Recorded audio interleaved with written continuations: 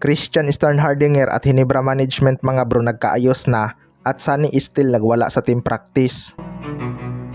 So malapit na ngang magsimula ang bagong season mga bro, pero nagkaroon pa ng problema ang Barangay Hinebra sa kanilang lineup matapos magtamo ng finger injury si Japit Aguilar na kinakailangan isurgery. Hindi nga basta-basta ang ganitong injury mga bro, dahil ilang buwan din talaga ang kakailanganin nitong pahinga gaya kay Justin Brownlee. Wala na ngang ibang bigman ang Barangay Hinebra na kayang ibigay ang pressure na binibigay ni Japit Aguilar sa pinted area.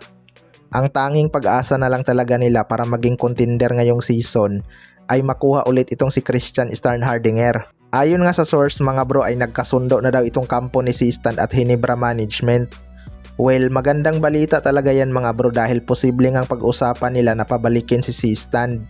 Marami namang trade asset ang Barangay Hinebra na pwedeng ipalit sa kanyang rights. Papayag naman siguro ang Tiraperma dyan, kaysa naman hindi nila mapakinabangan si Seastand dahil ayaw na nga nitong maglaro sa kanila. Matapos nga itong magtamo ng mild injury sa Tiraperma Jeep, hindi na nga ito bumalik at wala na ring planong pumirma ng contract extension.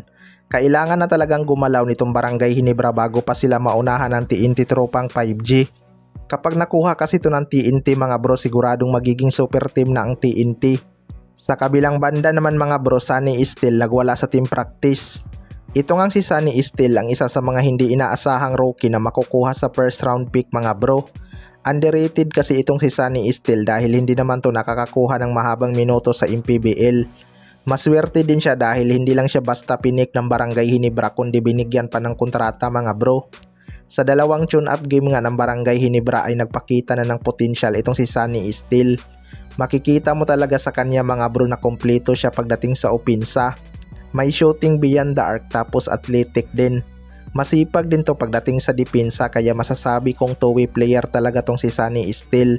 Panigurado may mga team talaga ang magsisisi kung magiging isa ito sa mga star player ng liga dahil MVP na nga ito sa draft combine pero pinaabot pa sa 11th overall pick. Kitang-kita naman natin sa team practice ng Barangay Hinebra mga bro na gusto niya talagang lumakas. Nagwala pa nga ito sa kanilang team practice matapos itong dumakdak.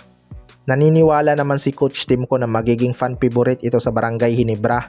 Swerte din talaga tong si Sunny Steele mga bro dahil dumating nga siya sa Barangay Hinebra na walang maraming kaagaw sa kanyang posisyon dahil umalis na si Jimmy Malonzo. Bagay na bagay kasi tong si Sunny Steele sa small forward dala ng kanyang outside shooting. Sana maging consistent ito upang ma-impress si Coach Timko at mabigyan siya ng mahabang playing time. Kayo mga bro, ano masasabi nyo tungkol dito?